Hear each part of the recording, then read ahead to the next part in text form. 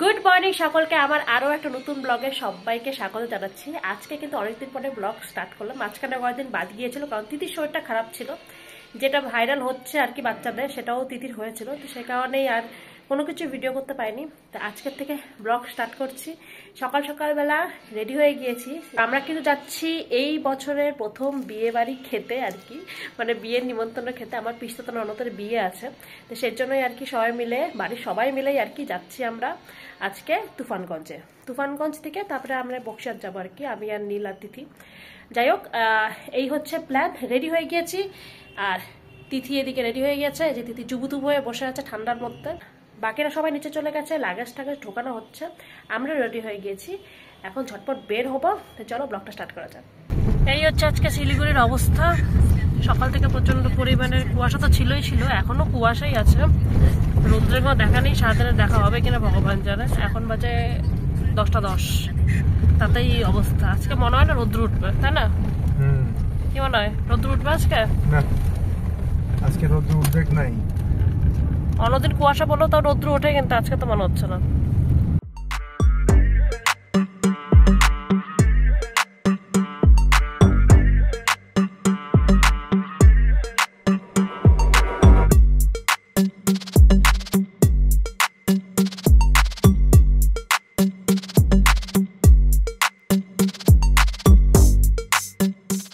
আমরা এখন তিস্তা ব্রিজ পার হয়ে দৌমনি বাইপাস।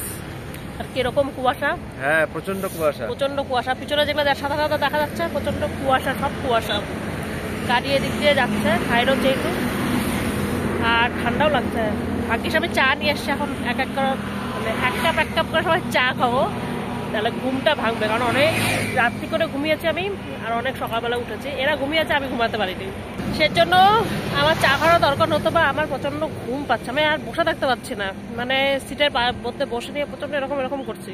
এবার হচ্ছে এক কাপ চা খাবো, খেয়ে একটু রিফ্রেশ হবো, তারপরে বাকিটা যাব। ভেতরে বসে আছে বাবা, এসে বসে আছে। কিরে, ঠান্ডা কেমন?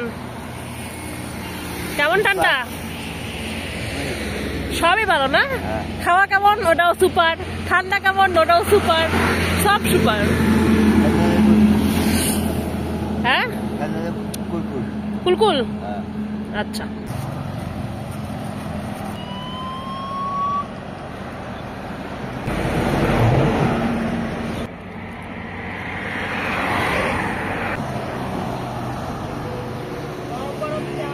চায়ের সাথে শিশিরের ছোঁয়া।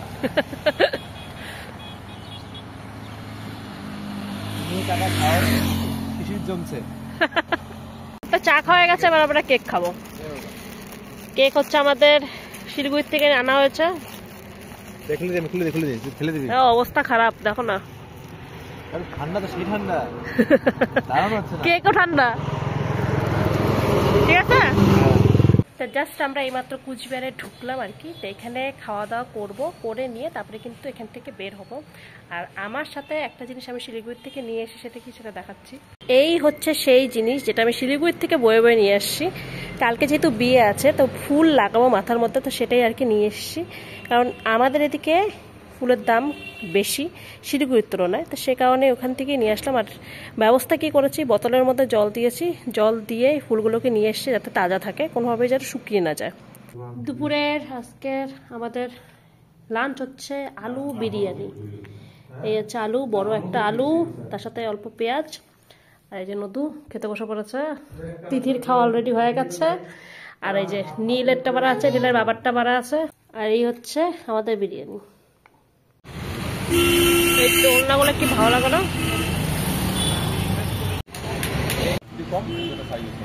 কুলার দেখা হচ্ছে, বিয়েতে গিফট দেওয়া হবে। এই হচ্ছে একটা কুলার, এটা হচ্ছে একটু ছোট সাইজ। আর একটা দেখা হচ্ছে, দুটোর মধ্যে দেখা যাক কোনটা নেওয়া যায়। এটাও ভালো লাগছে, তাই না?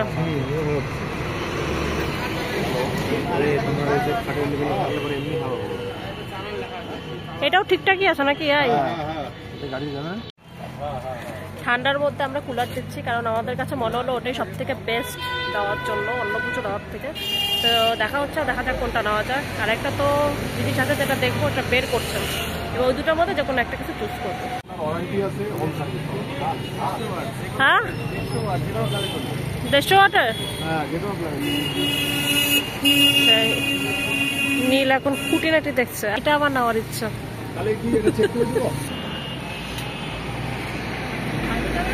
না না না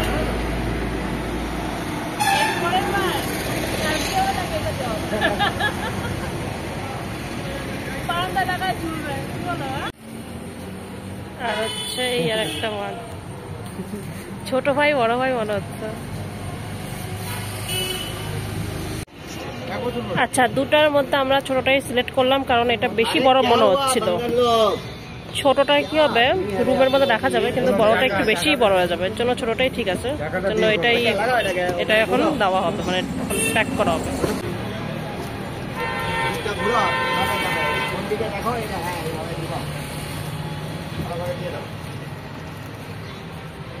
দেখো বসছে নাকি, আর ওই দুটো দাও।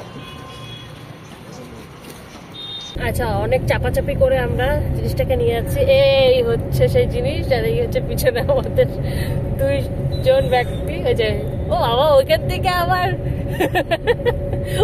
আবার হাত নাড়ছে দেখো। আর এই যে আমরা সামনে তিতিকে করে নিয়ে বসছি, পিছনে জিনিসটা মানে বাবার মতো হচ্ছে কোলে নিয়ে বসে, আর আমি তিতিকে করে নিয়ে বসছি। যাই হোক, বললাম নীলকে তাড়াতাড়ি গাড়ি চালাও, তাড়াতাড়ি যাতে পৌঁছানো যায় আর কি, কারণ পায়ে নিয়ে বসে থাকতেও কষ্ট হবে না, তো সেই কারণে আর কি। যাই, এখন এটা গিয়ে দিতে পারলে রক্ষা।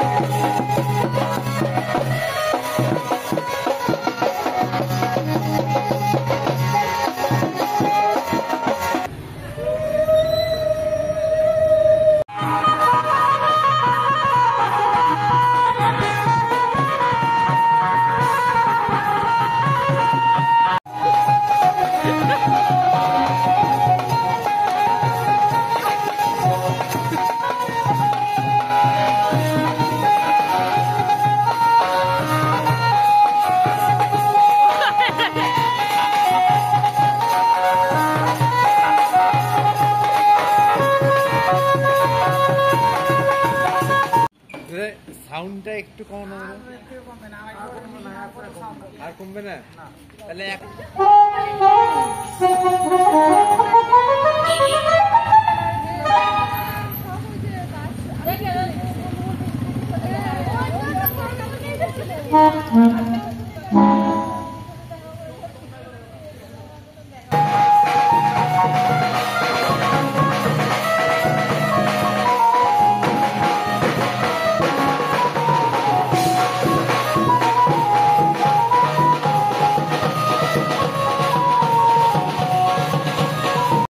এই হলো বিয়ের কোণে, যাকে কিন্তু মেহেন্দি পড়াতে বসে গিয়েছে অলরেডি।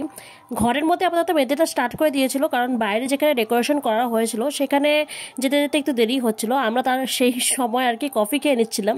বাইরেটা না খুব সুন্দরভাবে সাজানো হয়েছে, যেখানে হলদি মেহেন্দি হবে। এই যে মেহেন্দি লেখাই আছে, এখানে এখন মেহেন্দি পরানো হবে ওকে, মানে ওখান থেকে ট্রান্সফার হয়ে এখানে চলে এসেছিলাম। এই যে সবাই মেহেন্দি পড়ছে, এইদিকে কিন্তু আরেকজনও মেহেন্দি পড়ছে, সে হচ্ছে আমার মেয়ে। আমার মেয়েকে আমার মেহেন্দি পরিয়ে দিচ্ছে আমার আরেক ননদ, মানে এরই যে কোণে তারই দিদি।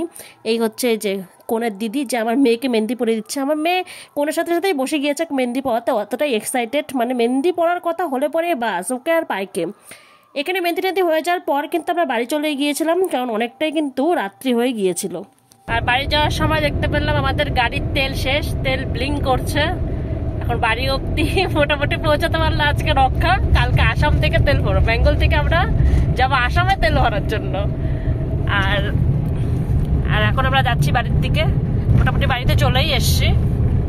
রাত 11:10, আর এখন বিয়ে বাড়ি থেকে এসে মেহেন্দি পরা হচ্ছে। বিয়ে বাড়ি থেকে পরিয়ে দেওয়ার মতন ছিল না, এখন কি করবো, এখন নিচেকেই পড়তে হবে। আপন হাত জগন্নাথ কথাতেই আছে, এর জন্য নিচে নিচেই পড়া ভালো, তাই না?